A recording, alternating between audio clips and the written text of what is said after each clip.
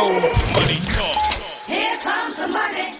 AAPG, what's going on, my friend? Not a whole lot. Just out in Chicago for the first time. First time for you, and it's first time in-person interview for us. Yep. This is huge. Congratulations, you're the first. Thank you. Hopefully the first of many. No better way to start than having you on. Absolutely. Well, let's dive into it right away. I would love to start with your background in handicapping, how you found gambling, Twitter in general. Give us that backstory. So, just grew up in a small town of 300 people, so this is a little bit bigger than that. But played sports my whole life.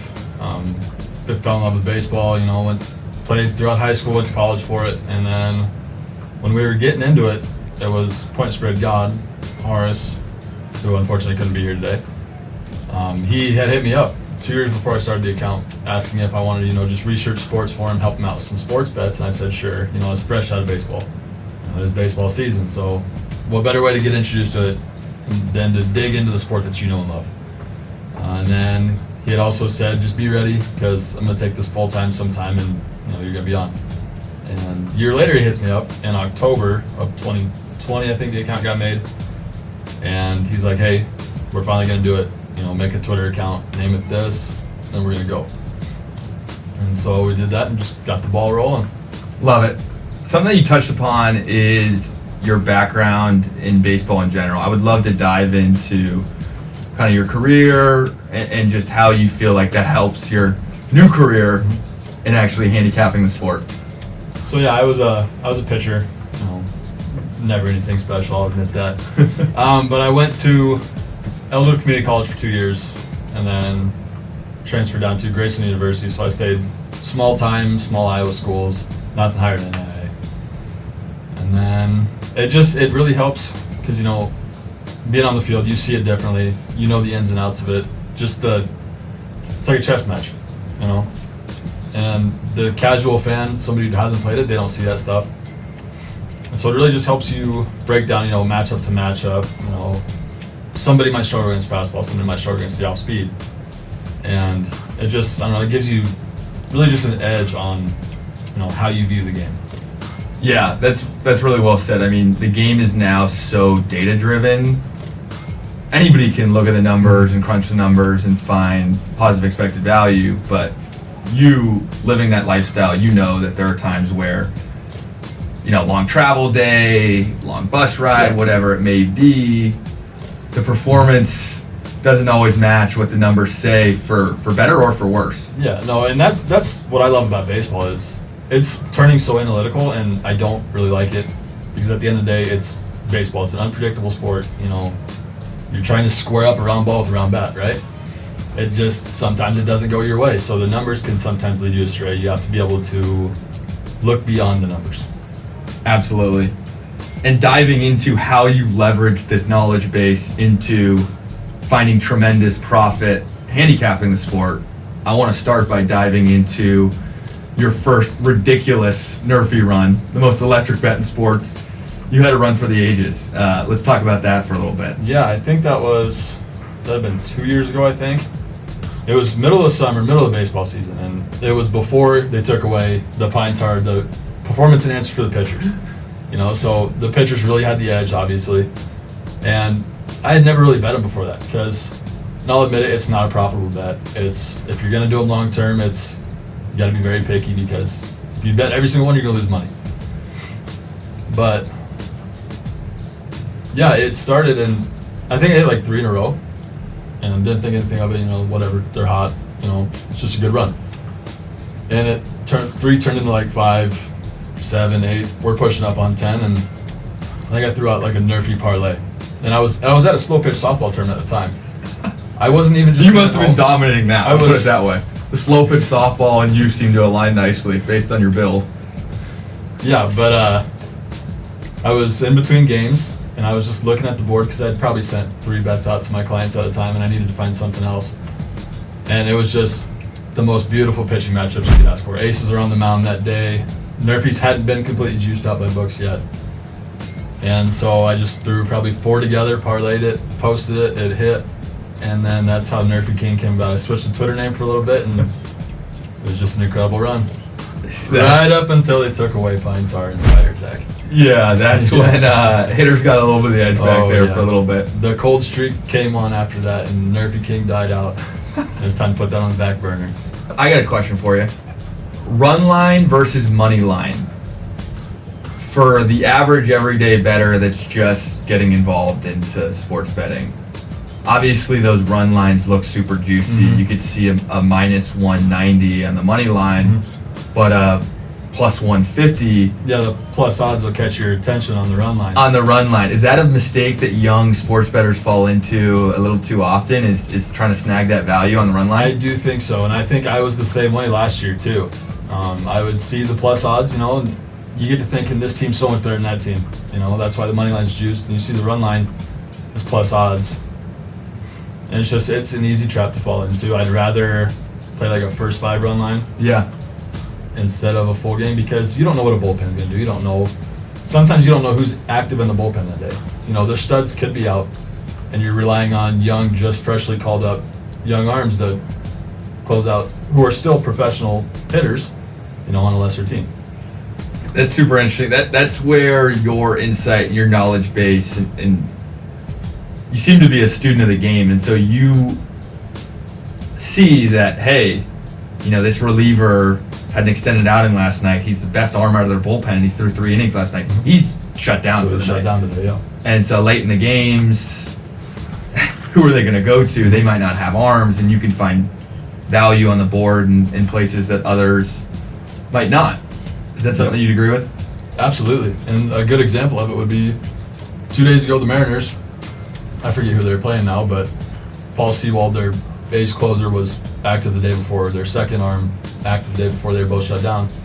And here they are, they're trying to close out a game, and you're bringing in a converted starter who's, doesn't have many innings in the bullpen yet. Certainly not a closer, and he's asked to close the game out. And it goes to extra innings and they lose. It's just those type of matchups. He got thrown in a tough spot he's not used to. It's a different mentality. Absolutely. In terms of real-time play delivery and having the ability to send these live plays out to your subscriber base, your clients, what's their reaction been, being able to receive a Telegram message, an email, eventually a push notification? Have they appreciated the value in getting these plays in real time to maximize value? Yeah, it just makes it easier. They're not going to Twitter, to find your plays. It's getting sent straight to their phone, And it's just, the convenience of it is super nice. Clients love it. Yeah, I've heard many complaints about it, so. Good to hear. That's generally a good sign. Yeah. I want to switch gears here a little bit. We talked a lot about baseball. Obviously, your heart lies in baseball, but you sure can't cap other sports. I was going through your Twitter feed, prepping for this, and I saw a ridiculous anytime TD run late in the playoffs. There were, I think, 5 anytime TD parlays that you cashed in one weekend. Is that a newfound specialty of yours? I wouldn't say newfound. I've enjoyed betting touchdown scores, ever since I started. I think it's a great place to find value, because you're gonna catch plus odds on a main team's target almost every single weekend. But yeah, that was wild card weekend, the first few games, and the funniest part about it was the game started early, obviously, and they run super late. And I was just at the bar. We showed up probably at noon to get ready for the games, and I just started looking at the games because ATD was the last thing that I had looked at for the day. And unfortunately, I had to wait till I got my first drink in me. And sometimes that helps, sometimes that hurts. Yeah, I think it helped this week. In a way, it can. Now, I'm not saying do this before you cap. I'm not. But it can just. It takes away your ability to second guess to a point. It's just you're going off true gut reaction. I was just looking at it, and there was 49ers. I forget who they were playing now. But obviously, you're going to throw Christian McCaffrey in any ATD parlay you're going to have. He's the workhorse. But then I was looking at the usage of Elijah Mitchell as well, because they like to use him in the red zone, like right up on the goal line. And that was the first one. We're going to start with $100. We're going to see what we can do today. That flipped that into 500 or something. And then, I'm trying to think of the next game. Yeah, I'm looking at McCaffrey, Elijah Mitchell, Yep. 100 to win 540. Ingram, Gerald Everett, 100 Yeah. to win 1,500. So the Jaguars-Chargers game was insane. That's another one. I was just sitting there and I tweeted out because I love betting on tight ends to score touchdowns because you're going to get plus 200, plus 300 if your name isn't Travis Kelce. I think that's the Iowa in you. They sure can make some tight ends. Yeah. But and I just tweeted out. I remember I was like, Gerald Everett and Evan Ingram, ATD parlay. Who says no? Everybody's like, let's do it. So I threw it out there. I threw another $100 down to win. I think it was 1,500. And it started off horribly because the Jaguars went down huge, and I'm like, they're gonna pull Trevor Lawrence, and now Evan Ingram's screwed. And I think Everett got his touchdown early in the second quarter, I think, as they were pulling way away. I'm like, okay, well at least one's done. Now when do I cash out? Because I don't know when Lawrence is gonna get pulled, and this could turn into a disaster. And luckily, he scored. Evan Ingram and the Jaguars scored right before the half. Like it was one of the last plays of the first half, and so this ATD parlay that I thought was dead just cashed in the first half. And then I turned around and was feeling a little gutsy with this one, but threw like $900 on Jaguars plus 900. I'm like, whatever. Yeah, why not? I was at the bar. It was later in the evening, and then we're just watching the game, and I was actually standing next to some people who bet on the Chargers, and over here I'm just so hyped because it's late in the fourth quarter. Jaguars are winning this game, and they're just so mad. I'm just going crazy. Let's go. And then the last one that was insane was the Dawson Knox James Cook, another 100 to win And that was 1,300. first game on Sunday, and so I was headed with some friends to go. We were gonna go eat pizza and a couple drinks, watch the game. And I threw this parlay together. The game started like right as I left the house. And by the time I'm even halfway into town, this is a 15-minute drive. By the time I'm even halfway into town, I want to say Dawson Knox scored first. So I'm like, holy shit. And by the time I had picked my buddy up to go, Bills had got the ball back, and James Cook's already scored. So there's another $100 into whatever, the 1,200 or whatever it was. I was like, I don't know how this is happening. Here we are. It just keeps going. That has to be, I would imagine, the most profitable weekend you have seen, just purely based off of. I mean, there are other slips from this weekend alone that were cashing as well. Are there any major hits outside of the three that we just outlined that come to mind right away? So I had a home run one last year, and it was Cardinals versus Rockies. And I want to say, I don't know off the top of my head, but it was Brendan Rodgers, Nolan Arenado. I want to say it was Nolan Gorman. And then I had CJ Cronin there, he got voided, which actually turns into a really sad story here soon. So that one hit. It turned into a three-legger. It was like $10 to win 850 or something like that. And then I'd placed the same one again, except I accidentally took out Brendan Rodgers and put in Randall Grichuk. So that one lost by one leg. Oh no. Yep. So that's really, home run parlays are kind of tough. That's really the only one I've hit in the last 2 years that was big. But big slips. I have probably the most heartbreaking lottery ticket of all time. I need to hear about that. Oh Lord. Shout out Zion Williamson. Just. I can't tell if he mushed you or he. No words. So another one. It was. So the NBA like to do player performance doubles sometimes, which is players score 30 points, team to win. And it was like this ridiculous 8-leg. It was $10 to win 41,000. So I posted it to Twitter like, this is the daily lotto for the day, and then I'm not going to look at it until it inevitably loses because it's a lottery ticket. You don't expect them to win half the time. But it got to the point later in the evening, my reply started blowing up on Twitter. Like, dude, this is gonna hit. This is gonna hit. I'm like, I look at it, I'm like, oh man, we're down to 3 legs. And it was, I remember the last 2 legs I remember because it was Zion to score 30 points and the Pelicans to win. And then it was LeBron to hit 3 threes and the Lakers to win. And at this point, Lakers are up like 20. LeBron already has 3 threes in the first half. So now all eyes are on Pelicans versus Trailblazers. And it's going good. He's got his points, but they're down. He had like 26 points going in the fourth quarter. He only needed 4 points and win. But it gets down to the very end. He's at 28 points. They're down 1, and they're inbounding the ball. And I'd actually turned it off. I did not want to watch the last play because I knew they were throwing it deep to Zion. He was going to just shoot a layup, and that's their go-to play to end the game. And it lost. Oh. And I didn't see the replay until the next day. I was at work. I was on lunch, and I was just scrolling through Instagram, and I see my slip is on BR Betting on Instagram. And there was also a graphic of Josh Hart. He commented on it after the game, like, damn, that's tough. That's all he said. I'm like, nice. But I kept scrolling through those 3 slides, and the last slide's the video of the missed play. Uh-huh. And so I see, obviously, Zion's left-handed. He catches on the left block, easy left-handed layup, and just shot it high, wide open. He just missed it. That's so brutal. So that was a 10 to win 41 grand. Yeah. Yep, that was a real kick. I'm looking at some other slates here. You got a 4-leg, all plus money parlay, $50 to win 2,400 in anytime hockey scores. So you can do baseball.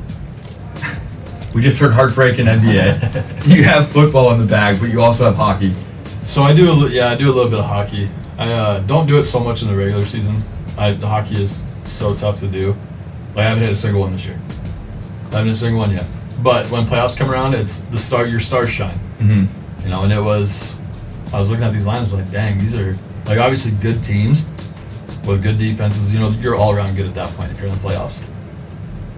But I'm looking at the odds on these stars. I'm like, holy cow, like this looks good. So they're okay. We're gonna throw $100 on this, and I'm gonna say it was Calgary Flames game. I think. Good memory. Yeah, I don't know who they were playing though. But I don't remember too much about those because I definitely didn't watch them. Definitely didn't watch the hockey games.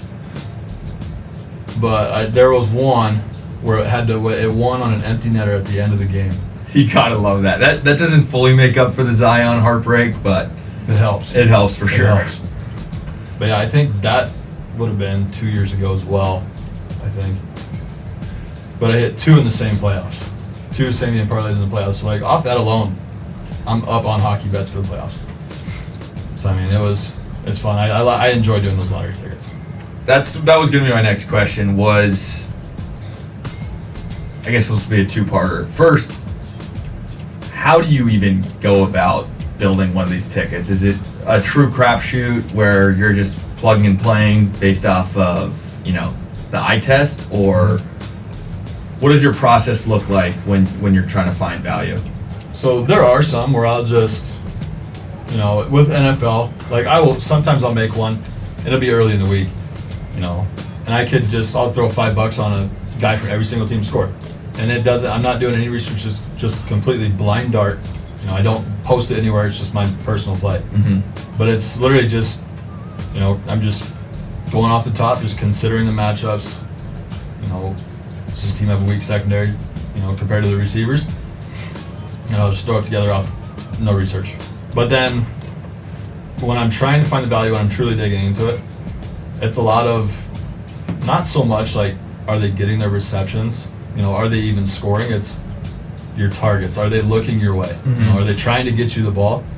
And then I'll just kind of compare it to the odds and, say if it's plus 500 and I think they're getting the looks, then I think it's justified that they could score on a weak secondary, Yeah. if they're a receiver.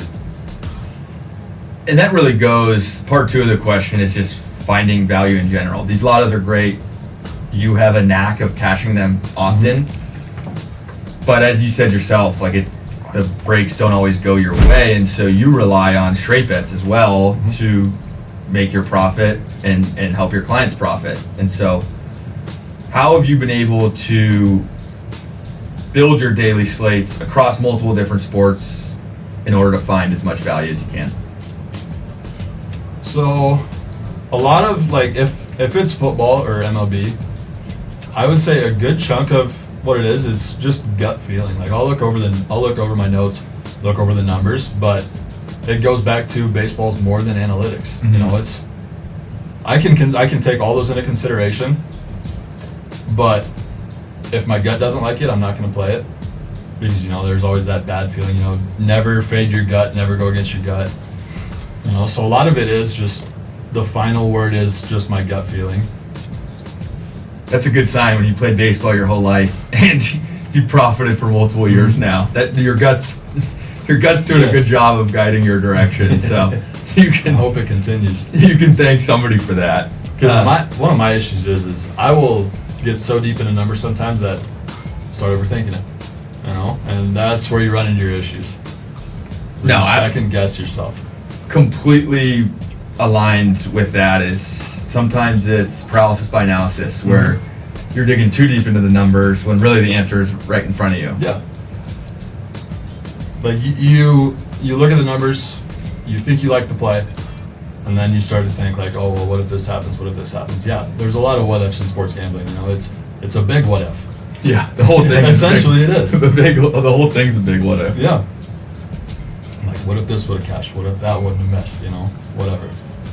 And there's also, most notably in baseball, it's such a game of runs, and really all the sports are a game of momentum. But in baseball, the numbers don't always tell the full story because you know what it feels like to be dialed in as a player.